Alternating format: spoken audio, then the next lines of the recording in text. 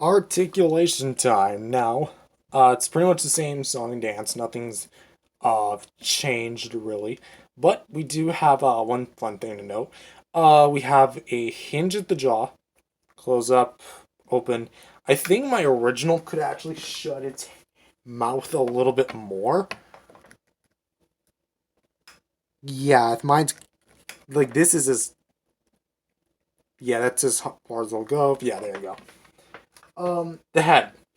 This is what I mean when it's interesting. You notice how it's missing a back spike up here? Bringing in my original. There was like a bit of a back spike to the head that's missing on this one. That's, I think, probably the original owner of this actually cut open a little bit of a slit at the back of the neck, got rid of that spine so he's able to look up. So he can slide it and slide the spine in between the little groove that they made. And so you can actually look Godzilla's head up versus the original. Well, mine can do that. I think it's just over the years I've kind of like stressed out the plastic a little bit and like kind of because like I did no modifications to this thing. Nothing. Over the years, I've not cut anything. It's still a static figure, and I'm guessing like this was their answer to doing it, or maybe it was NECA who cut that sleeve there. Again, I do not know because I never owned the reissues of any of the Godzillas until today. So going on back here to the head, at the neck, we actually have pretty nice ball joint and kind of go side to side, forward and back, rotate all that good stuff. A lot more better than the 2019 figures, including Burn Godzilla. I feel like this is probably like the best range because it's not as big of a fin in a mold. Going to the arms here, we can go up and down, side to side, all that good stuff. Although it does break a bit of like the darker color on the this arm because I don't think. Well, I mean it is here. It's just not as noticeable, but you can get some nice poses. Kind of go in and out, forward and back, and all that good stuff. Elbows, swivel hinge, so you can kind of straighten up about that far, then in about that far, and can rotate in and out. And ball joints here at the wrists. Ball joint here at the ab crunch, although there's not much movement. It's more like a rotation with a bit of side to side, little tilt. Nothing too crazy. The legs, you can kind of cut in, like in and out of the socket, forward and back, all that good stuff.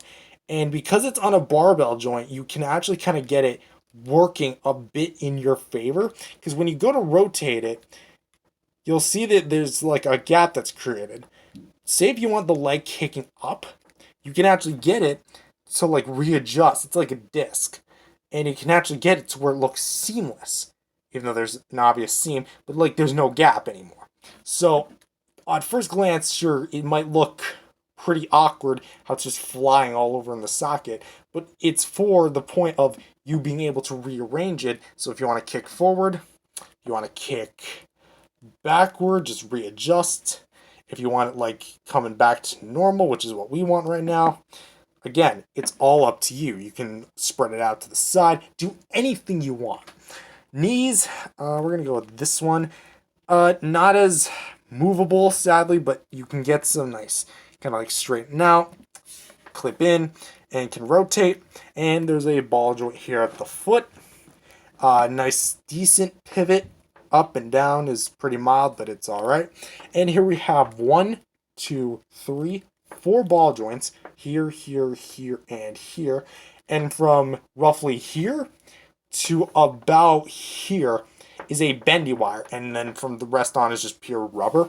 So, of course, as far as articulation goes, being the first NECA Godzilla mold to be released, because fundamentally it's not the first release of the first Godzilla figure that they made, but it is the first Godzilla figure they've made. You get what I'm talking about. But for the articulation, even all these years later, 10 years later, it's still really rock solid, and I gotta give them applause for that. So for some size comparisons, here he is next to some general 6-inch scale Godzilla figures from the 2010s, which, because, 2010s, we're looking, even though I think you might be a tad bit older, maybe, with the Bandai creation, Bandai America Godzilla 1954, the first Godzilla, branded as the first Godzilla, even though this is a complete resculpt and a new figure compared to what came before it, which was a much more skinnier, more movie accurate Godzilla. The SH Monster Arts Godzilla 2001, the original version, not that crummy heat ray repaint, and the MMS Shin Godzilla, which I got before they started bootlegging the crud out of them, and I just so happened to own a bootleg of him. So, as you can see, he's definitely about the same scale. Maybe not as far as movie accuracy goes, because well, he's kind of movie accurate with him because Shin is supposed to be taller than 2014, and then 2019 onward is supposed to be taller than Shin by 1 meter. GMK and 54 are supposed to be half his height, and I believe GMK is 60 meters tall. I could be wrong about that. It's been a while since I watched the film, but as you can see, these four go great together. And here he is with some more modern Godzilla figures featuring the 2014 Playmates with the tank, the Hiya Toys Godzilla 2021, the Heat Ray version, which as you can see, he's definitely in scale with, because again, 108 meters, 119, we're just going to estimate 120 meters, because I hate how they're being so specific with them now, as if they have to. Come on, just make him 120 meters. 3 movies have passed since KOTM, please. And the Playmates Final Wars Godzilla, which just to also talk about what I was mentioning, comparing it with the Playmates, it's definitely got more of that blue wash that you find on the Playmates as well. But I think as sheer quality goes, there's no beating what came before. And for the last comparison, here he is with the original NECA 2014 that I bought all those years ago. And as you can see, they are pretty much indistinguishable from each other, aside from that one spike that's missing on his head versus his head. And I gotta say, segueing into the the end of the video, do I recommend this? Yes, I do. If you can find it for a good price. Do not buy a bootleg from AliExpress or eBay. I would say go to the website's name. I'm gonna butcher the crud out of it because I've never bought them from them before. But Mercari, Mercari. I don't know how to pronounce it. I'm sorry, but go to that website and you'll find tons of NECA Godzillas for resale. It all depends on where you live, but also I just want to point this one last thing out now that I'm realizing it.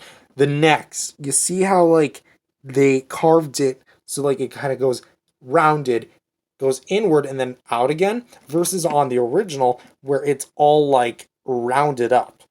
That's definitely not from the same batch of NECA Godzillas, because no other figure does that. But yeah, if you can find it for a good price. And speaking of resale, I might actually sell this guy.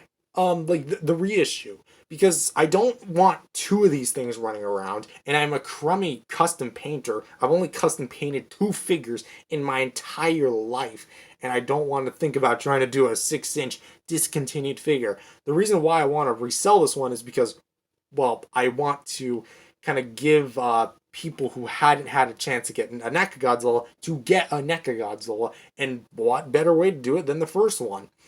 And also, again, I don't need 2 of them.